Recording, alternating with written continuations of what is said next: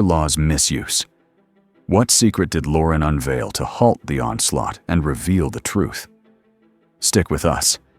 This tale demands your full attention. The summons arrived not with politeness, but as an order. A curt, unsigned line blazed across Lauren Brooks's inbox, sounding an urgent alert. You must appear before the House Judiciary Committee at 9 a.m., room 312, Hamilton House Office Building. No details, no prep, no bipartisan courtesy offered. Only Chairman Paul Whitaker's name topped the agenda, paired with a title cloaking vengeance and obligation. Oversight hearing on the Department of Justice's weaponization. To Lauren, a seasoned civil rights lawyer who'd faced bigoted prosecutors and navigated hostile courtrooms, the intent was obvious. This wasn't oversight. It aimed to erase her party, her leader, her very stance. By 8:15 a.m., room 312 hummed with activity. Staffers sorting documents, journalists testing equipment, lobbyists feigning disinterest. At the center, beneath the U.S. House seal, Paul Whitaker sat, cuffs rolled, expression stern, gaze icy. He wasn't just chairing, he was laying a snare. Republican colleagues joined him, aligning like predators over a war zone. Some grinned slyly. One murmured, "Will she crack today?" Lauren Brooks entered silently, suit crisp, hair neatly braided. Her arrival sparked a charged hush. She didn't need words. Her presence was the danger they dreaded. What stung most, what simmered beneath her composed exterior, was the sham this spectacle represented. Not justice. It was retribution. Whitaker seethed that allies of a former president faced probes, enraged that truth outran party allegiance. Thus, he wielded his committee's authority as a partisan blade, aimed directly at Lauren Brooks. Why her? Because she was black, outspoken, a constitutional scholar surpassing most peers, and never meant to wield power in that space. As a thick silence blanketed room 312, Paul Whitaker struck. With a subtle, rehearsed signal to his aide, the room's lights dimmed, and a rear wall screen glowed ominously. The mood transformed. What began as a formal hearing morphed into a staged broadcast. The screen sparked to life, launching a video. But this wasn't unfiltered proof or straightforward data.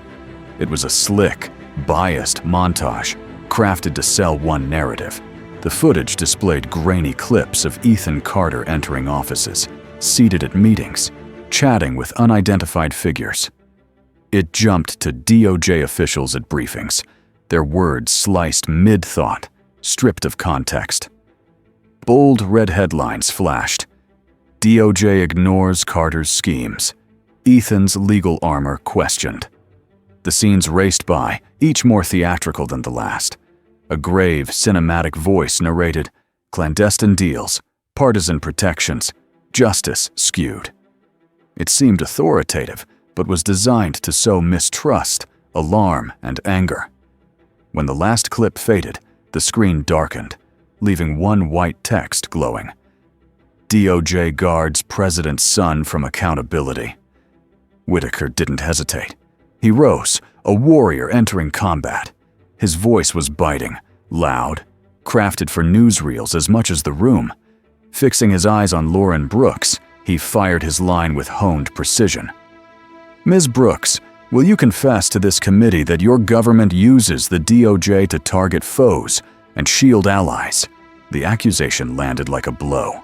It wasn't inquiry, it was indictment, a meticulously set trap. At the room's rear, conservative journalists and aides leaned in, clutching phones, streaming live. Before Lauren could speak, social media posts were drafted.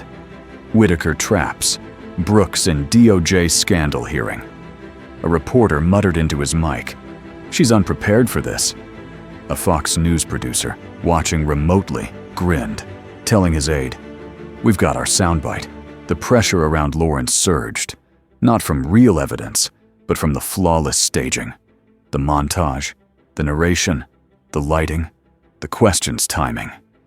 This wasn't oversight or truth-seeking. It was political theater, with her as the mark. She didn't stir or blink. Her expression stayed steady, inscrutable. Internally, Lauren sensed it. The terrain shifting, not from law or facts, but from optics, showmanship, power masquerading as righteousness. She saw their game. They weren't just scrutinizing the DOJ, they were judging her. Her voice, her judgment, her right to stand in that room, speaking truth against a system pushing her out. Amid a political tempest, with cameras fixed and conservatives awaiting her misstep, Lauren Brooks held firm. She didn't leap to defend the administration or bite the lure. Instead, she leaned forward slightly, not in fear, but with purpose, and did what no one anticipated. She redirected the entire discourse. Her voice, soft yet incisive, cut through like a whisper in a storm. "Chairman Whitaker," she started, eyes locked on him, serene yet resolute. "Where were you when a Supreme Court justice's son-in-law took funds from PACs tied to a former president?" She didn't shout. She didn't have to. Her words bore a weight beyond volume. Truth with conviction. The impact was instant.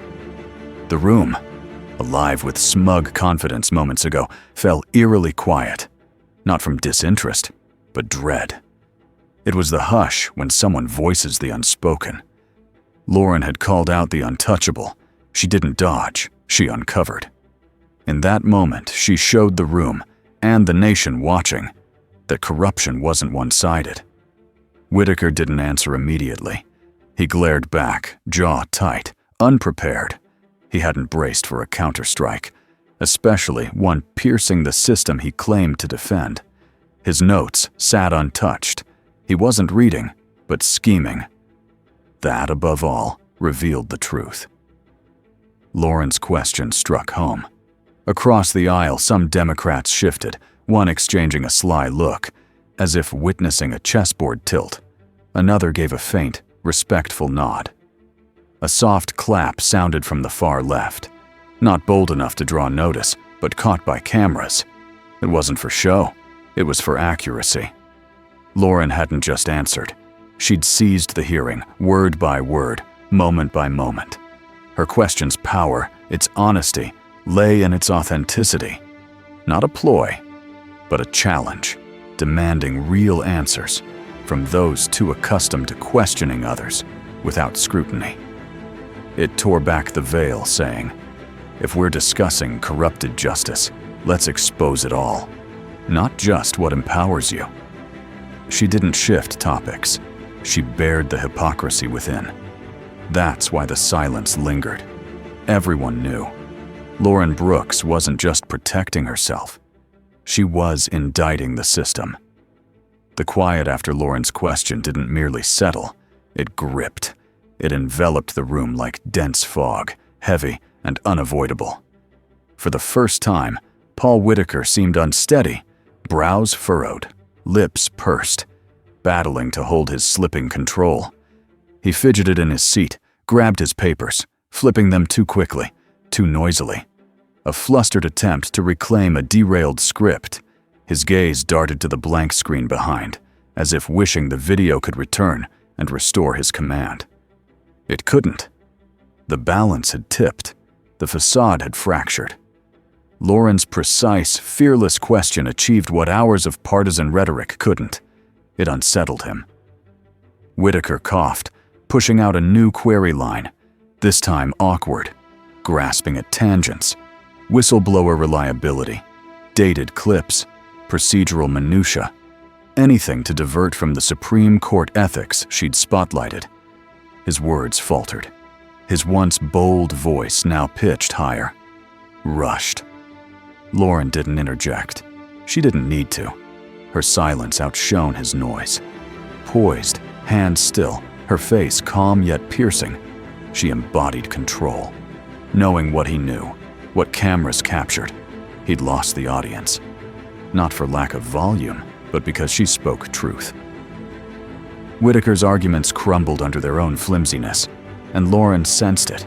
The room's shift, the unease in his practiced tone, the restless glances of members sensing a script gone awry. She didn't need to yell or scowl. What she needed, and had ready, was truth.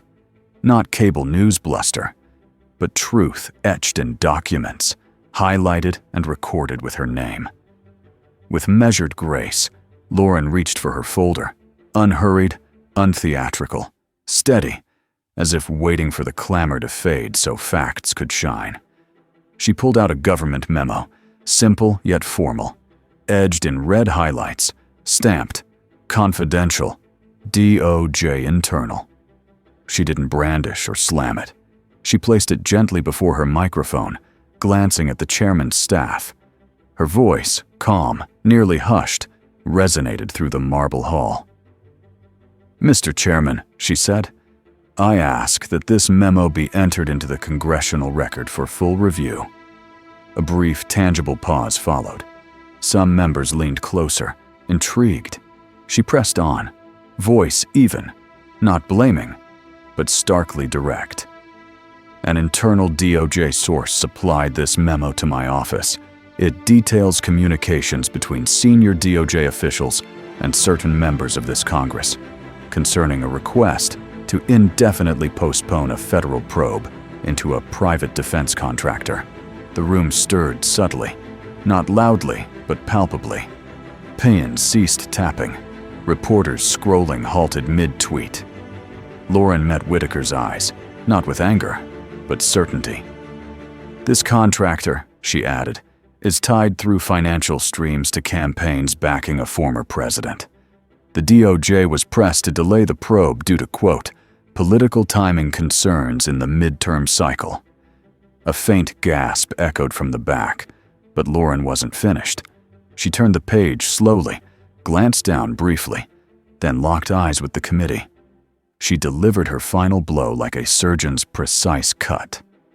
Among the listed congressional contacts for that delay request is Congressman Paul Whitaker, noted as an unofficial legal backer of the hold.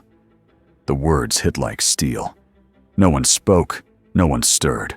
Reporters' keyboards fell silent. Whitaker sat frozen, lips parted, his face paling noticeably. He stared, not at her, but at the memo passing between staffers, his name inked on a page he hadn't foreseen. No lights, no clips, no skewed headlines could save him. This wasn't opinion or performance, it was evidence. A memo, leaked or not, linking him to obstruction, not oversight. Lauren never raised her voice. She didn't attack. She simply let truth claim the spotlight. Now, the room, committee, press, public, focused not on her, but him. Truth, arriving uninvited and unyielding, doesn't settle softly. It strikes like a quake. In room 312, the foundations trembled. As Lauren concluded, the room erupted into action. Aides huddled, scanning pages in disbelief. Journalists half stood, muttering into phones, typing furiously, crafting headlines in minutes. Even Congress members, previously smug or bored, now gaped, thumbing the memo, rereading Paul Whitaker's name on official paper, tied to delaying justice, not overseeing it. Then came an unexpected sound. Whitaker's voice, fracturing under panic's weight. He lunged forward, face flushed, hands clutching the desk as if it anchored him. "Mr. Chairman," he barked, voice overly loud, quivering beneath. This memo is unverified, unconfirmed. It can't be recorded. It's hearsay, political defamation." His words spilled too fast, tripping over each other, like a captain patching a sinking vessel. He looked to the chairman, staffers, anyone to restore his lost authority. No one budged, no one rescued him. His hand struck the desk, not with force, but frustration. The sound rang hollow, like a gavel dropped by a man stripped of power. "Remove it! Erase it from the record," he insisted. But his words fell flat. The memo was logged. Cameras had it. Press had spread it. Lauren stayed silent. She didn't need to speak. Whitaker stood, shoulders rigid, pacing slightly behind his chair. Then came the outburst, pressure yielding to raw fury. "You pose as a truth seeker," he roared across the hall, voice teetering on rage. "But you're a sham. You don't stand for justice. You're part of the cover-up machine. You're the system's flaw." He jabbed a shaking finger at Lauren's desk, as if blame could outshine proof. "You waltz in with a forged memo, smear my name, and call it justice." His voice broke again, audible to all. Lauren didn't counter, defend, or waver. She sat, hands clasped, gaze steady, letting silence achieve what his shouts couldn't. Earn respect. The room saw it clearly. This wasn't a man guarding truth, but one grasping a lost narrative. The injustice wasn't just his yelling, it was his assumption. She didn't belong, could only win by deceit, and his truth alone mattered. But Lauren did what men like him fear. She arrived prepared, calm, and exposed the system with its own rules. Whitaker's voice, once commanding, became mere noise. As Paul Whitaker's shouts reverberated, louder, fiercer, more desperate, Lauren Brooks shifted the tide. She didn't stand or yell. She simply gazed at him.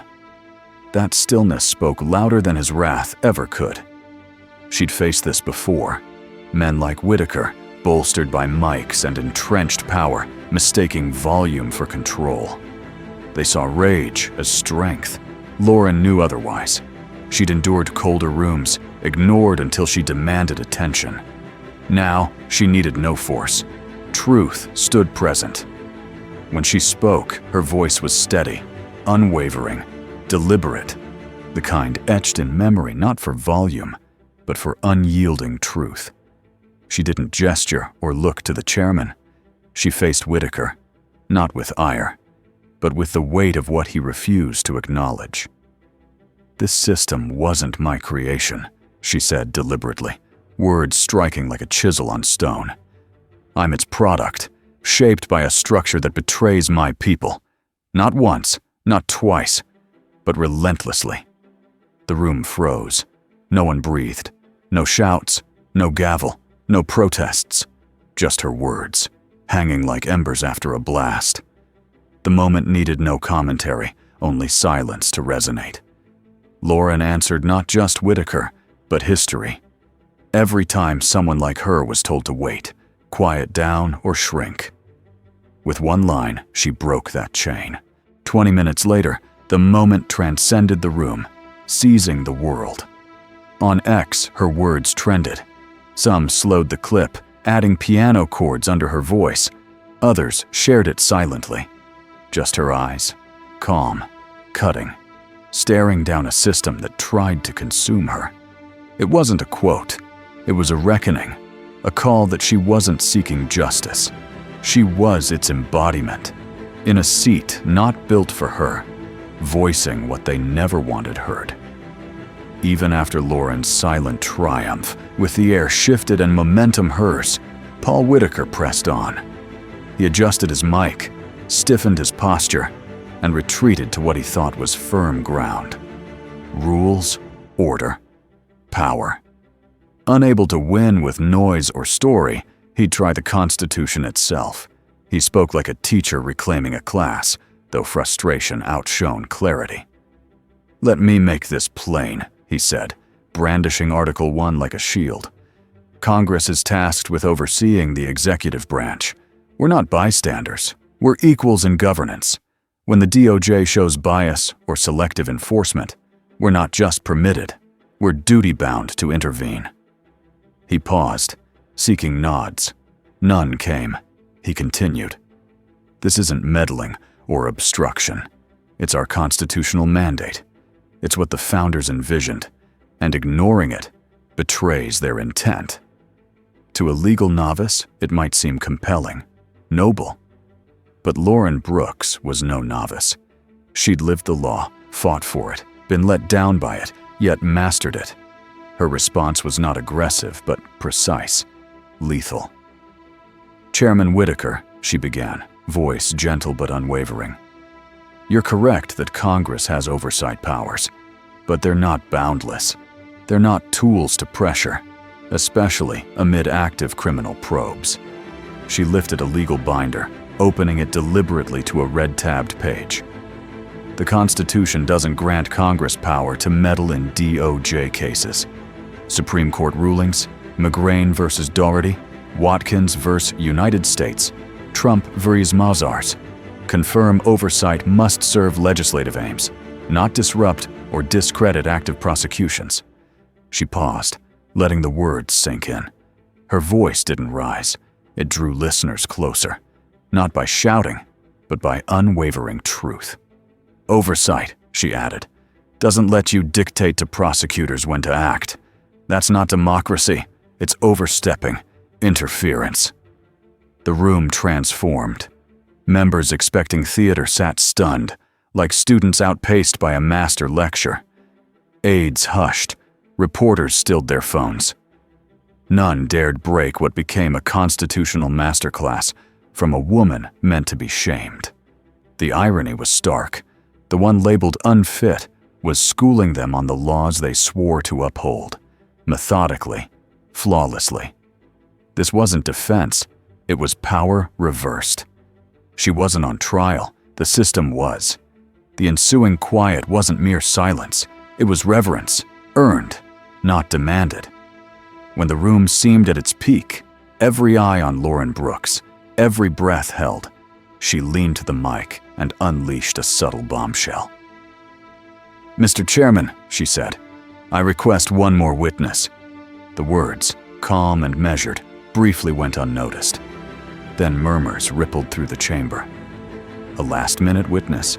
Even jaded press perked up. The side door creaked open, revealing a man in his late 40s, in a plain DOJ suit, pale, focused, a retired DOJ ethics officer, summoned hours ago by Lauren's team under urgent rules. He swore the oath calmly, sat, and opened a slim folder. His words weren't loud or theatrical, but meticulous, ruinous. He stated that in his last DOJ year, he saw pressure from 3 Congress members to delay or drop a weapons manufacturer probe, a major donor to Republican PACs linked to a former president's campaign and this committee. The communications, he noted, were subtle but clear, citing political optics and electoral calm. Then he named names, without hesitation or flourish. One member, contacted via intermediaries, was Congressman Paul Whitaker. The room detonated. Reporters surged, phones aloft. Aides gawked, jaws dropped. Gasps and muffled curses echoed. The buzz roared as Whitaker and DOJ pressure flooded social media. The hearing, already intense, crossed an irreversible line. Whitaker leapt up, nearly toppling his chair, voice booming. "This is absurd. This witness is invalid, undisclosed, a political setup." His face reddened, hands trembling as he pounded the desk. "I demand we halt this farce of a hearing." He no longer led, he reacted. His shouts only underscored his loss of control. He sought the chairman's aid, a lifeline. But the chairman, pale and rattled, replied, "Motion denied. The witness proceeds." That ruling shifted everything. This wasn't partisan posturing or symbolism. It was sworn testimony, with Whitaker's name at its core. The story blazed outside. Headlines flashed. Witness links Whitaker to DOJ meddling. Brooks whistleblower stuns. Clips. The calm naming, the uproar, Whitaker's frantic objection, saturated feeds. Pundits called it a historic congressional pivot. Talk show hosts rewrote scripts. A hearing ceased to be theater, becoming accountability. At its heart, Lauren Brooks, serene, seated, her aura undeniable. She didn't seem victorious. She seemed like one who opened a forbidden door. As evidence piled and stakes soared, Paul Whitaker grasped his final ploy, not proof or law, but bitterness, honed. He leaned in, dropping legal pretense for a cold, personal jab. "Do you know what this is, Ms. Brooks?" he asked, pausing for cameras. "Not justice, but race. You twist every challenge into identity, history, pain, weaponizing it, making dissent discrimination." He shook his head, eyes narrowed. "It's always race with you. Where's the law, the Constitution, the justice when it's all about color?" His words cut sharply, by design. He wasn't debating. He aimed to mute her, framing her as emotional, race-obsessed, hoping her evidence and witness would vanish under stereotype. He wanted her seen as divisive, not truthful. It had worked before, not now. Lauren Brooks didn't waver. She didn't shout or lean closer. She sat taller, meeting Whitaker's gaze with a calm born of knowing truth's cost and paying it.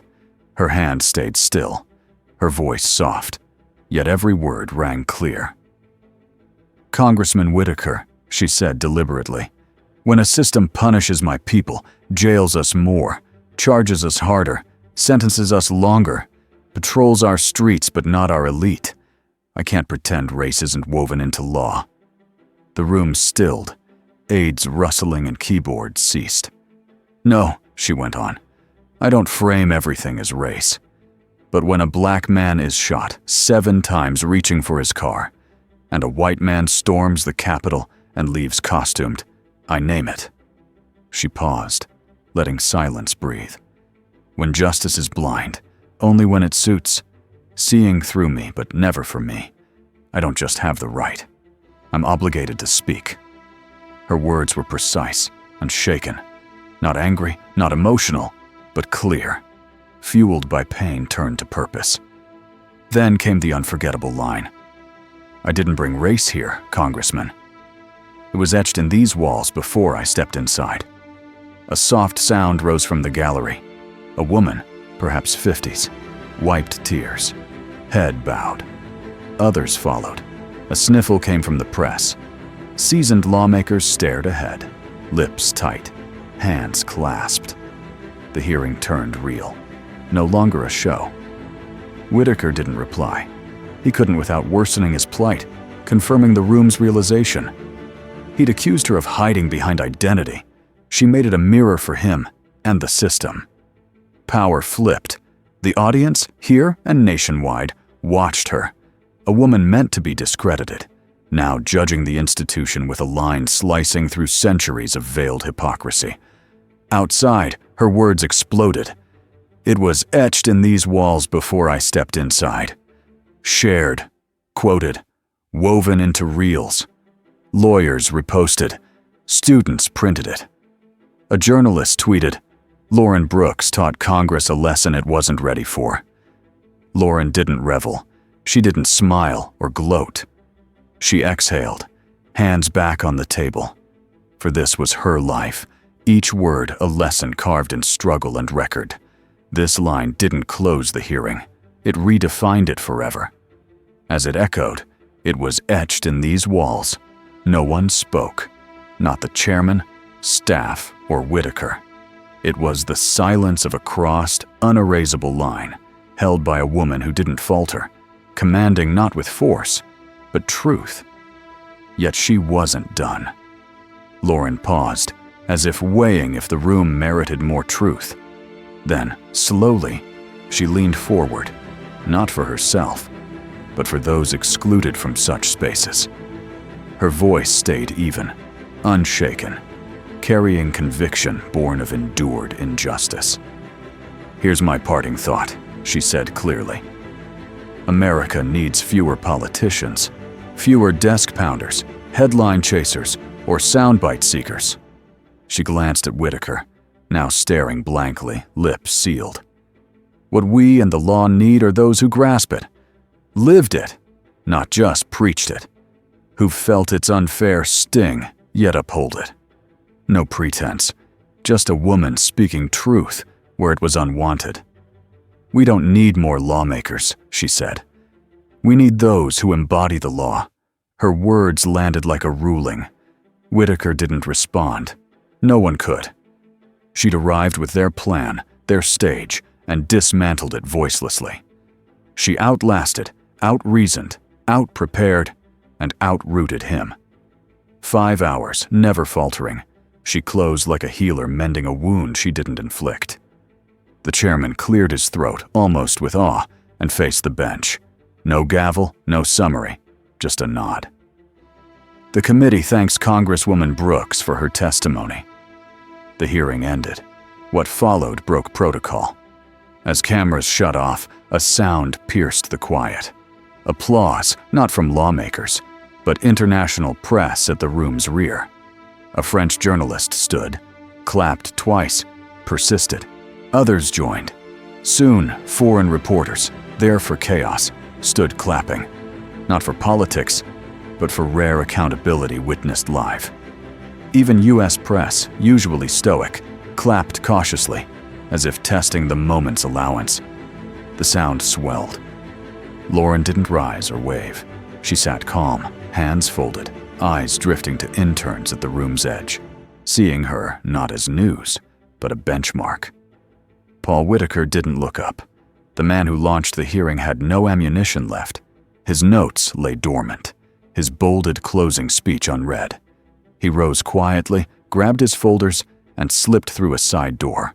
No flourish, no spin, just the silence he'd tried to impose on her. Outside, the world reacted. News screamed, Brooks quiets, judiciary and 5-hour triumph. Whitaker ensnared by leaked evidence and legal mastery. Hearing meant to shame becomes historic shift. Her closing words went viral, one clip with piano. We need people who live the law. Another, her race line, surged. It was etched in these walls. No clip captured Room 312's essence. A woman, lawyer to Congresswoman, entering a trap and rewriting history from within. Not a victory, but a pivot history holds dear. As applause faded in Room 312's halls, a sharp wind stirred. Cold, immediate backlash. Hours after, conservative lawmakers and media struck, their press releases seeming scripted. Not justice, but spectacle, a disgrace to oversight, a 5-hour identity politics rant. They sidestepped facts, testimony, the DOJ memo, or witness naming Whitaker. They attacked the show. Fox News blared, Brooks turns hearing into race tirade.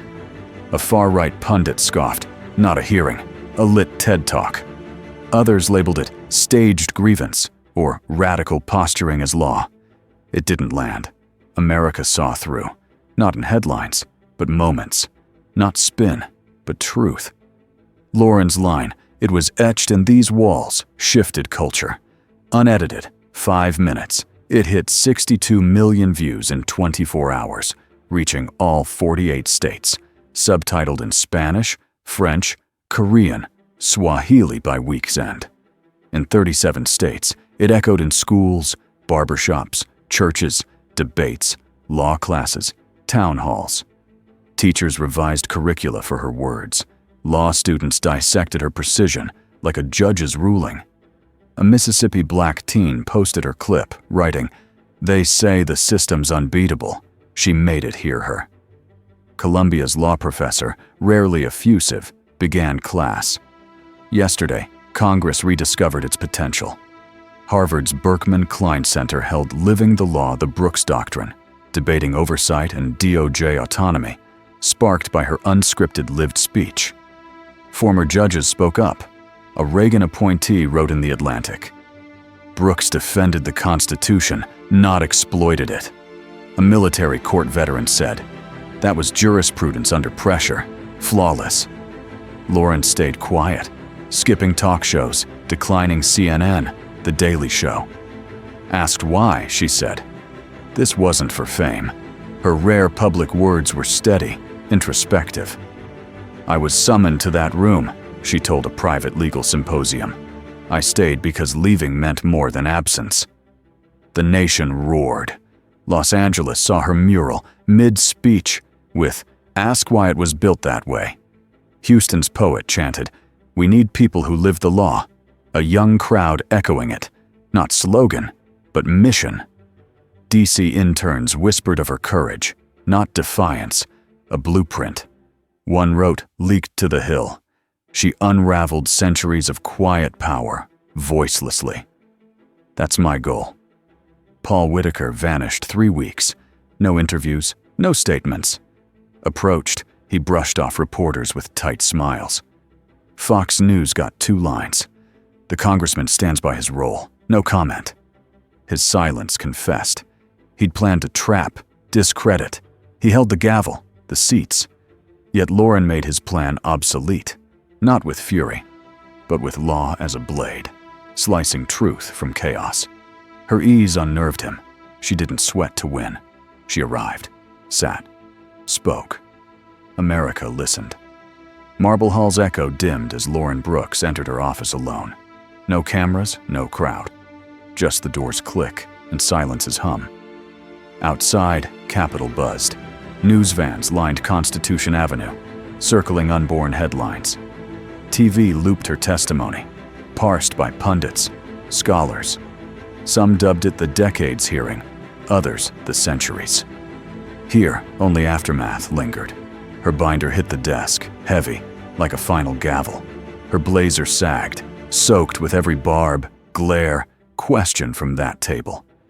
Windows dark, DC's skyline dusky, monuments faintly aglow. She skipped the lights. Silence deserved space. Then she spotted it. A white envelope, unmarked, centered precisely on her desk, placed with intent. Brow creased, she lifted it. No name, just elegant cursive. Purposeful. She opened it carefully, as if the week's weight hid inside. A single ivory sheet, gold-trimmed, federal-issued. She read, reread. Her eyes stayed steady. No need for surprise. Congresswoman Brooks, it opened. I viewed your testimony twice, end to end. In 50 years of law, I've never seen a chamber meant to crush someone dismantled with discipline, precedent, lived truth. You spoke not for cheers, but to recall what we forget. Justice needs courage, not noise. My career in robes held decisions I question. Yesterday, you revived the law.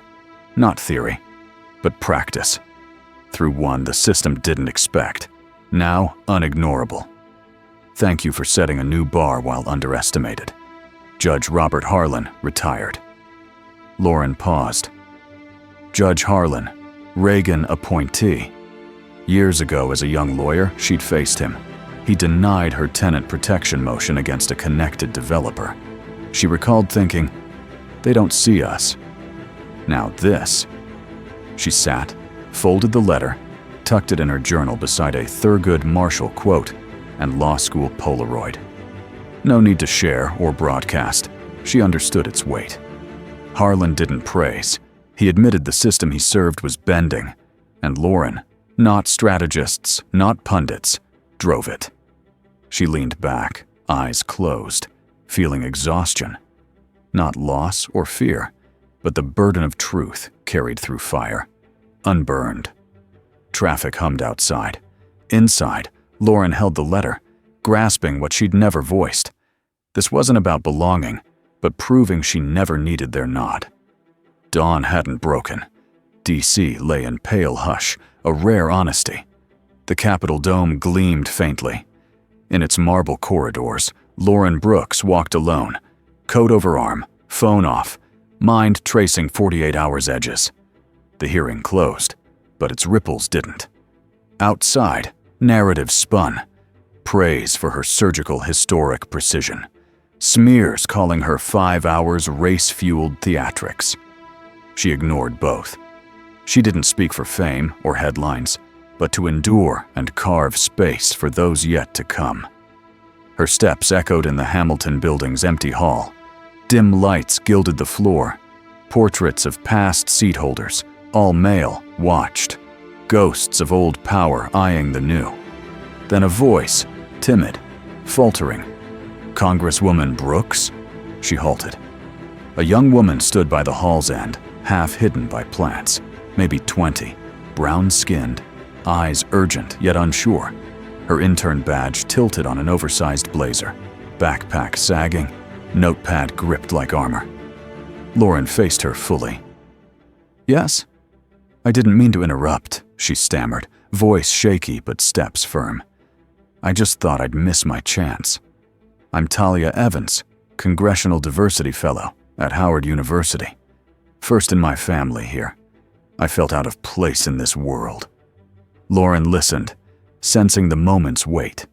Not hers, but a young woman naming fear in a system urging smallness. I've followed Congress forever, Talia said. I thought success meant mimicking their look, sound, or hiding my difference, like respect came from fitting their mold. She glanced at her notepad, chuckling nervously.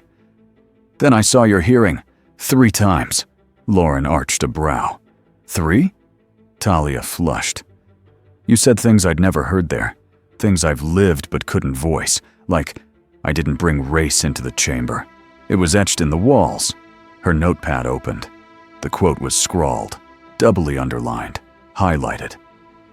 My dad wept, hearing it, Talia said, voice breaking. A pastor, raised in segregation. He said you spoke what he couldn't without being labeled bitter. My mom said she'd never seen power tremble from someone so still in its midst. The air held fragile, a bridge across silent decades. I doubted I could do this, Talia confessed. Politics, law, DC. I thought I'd have to shrink to pass through. But you, Congresswoman, didn't shrink. You widened the space. Lauren's gaze held, not judging or soothing, but absorbing, as if Talia reported for the future. Talia inhaled deeply. Thank you for proving survival. Here doesn't mean losing yourself. Silence stretched. Lauren stepped closer, the gap closing like a book's end. What's your goal, Talia? She asked, voice even. Talia blinked. A lawyer. Not for wealth or forgetting roots. I want to aid people like my grandma, trapped by unread contracts. I want law so sharp they can't bend it against us. Lauren nodded, not praising, but recognizing. You're not just interning. You're here to hold memory. Talia asked, memory of what? Lauren leaned closer, voice firm. This place wasn't made for us. That doesn't bar us. It means we redefine belonging. With every word, breath, seat we claim. Talia's lips tightened, eyes gleaming beyond pride. She tried to speak, thanks perhaps, but words failed. She didn't need them. Lauren saw it.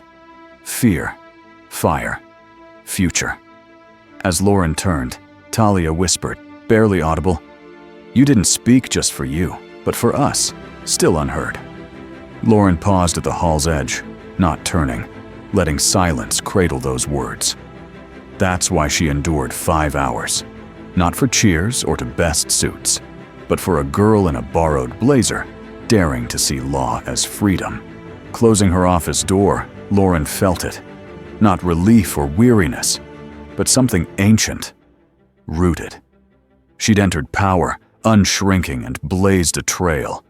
This wasn't personal triumph. It was a long-due reckoning. The lesson wasn't in headlines, clips, or trending tags, nor in scholars' praise or judges' nods to a once-ignored voice. The true lesson, human and lasting, was this. In America, truth must often wound to be heard. Lauren faced not mere opposition, but a machine built across eras to crush dissent, especially from the wrong skin or cadence, unyielding to flattery. Attacks, subtle or bold, weren't about law, but control, reminding her kind that power's halls favored tradition over justice. Lauren didn't waver, yell, or bend. She persisted, with purpose, resistance, testimony. Her 5-hour stand, unbaited, rage tempered by reason, reshaped strength against calculated erasure. The lesson, composure amid cruelty, is misread as consent. Truth needs the room's language to be valid. Lauren didn't sway the room with noise. She used their tools, law, precedent, record, as precise weapons, facts as armor, clarity as a sword. She showed every watching student, hesitant woman, jaded voter, that power can arrive uninvited, rooting in the storm's heart. Her story transcends law or hearings. It's about belonging without permission, speaking unapologetically, challenging without penalty for tone or presence. When exclusion system must hear the unintended, unshrinking truth doesn't just illuminate, it rewrites who sits there. There were viral lines, applause, revised syllabi, girls whispering thanks through shaky smiles. But the lesson endured in the silence after her final words. We need people who live the law. Justice isn't show, noise, or drama. It's presence, memory, disciplined defiance. It's a black woman, upright, in a room meant to erase her, ensuring it never would. Thank you for staying until now, joining our quest for justice. Your support fuels us. Like, subscribe, and activate notifications to catch what's next. Share your thoughts below. What stirred you most? Together, our voices shape change.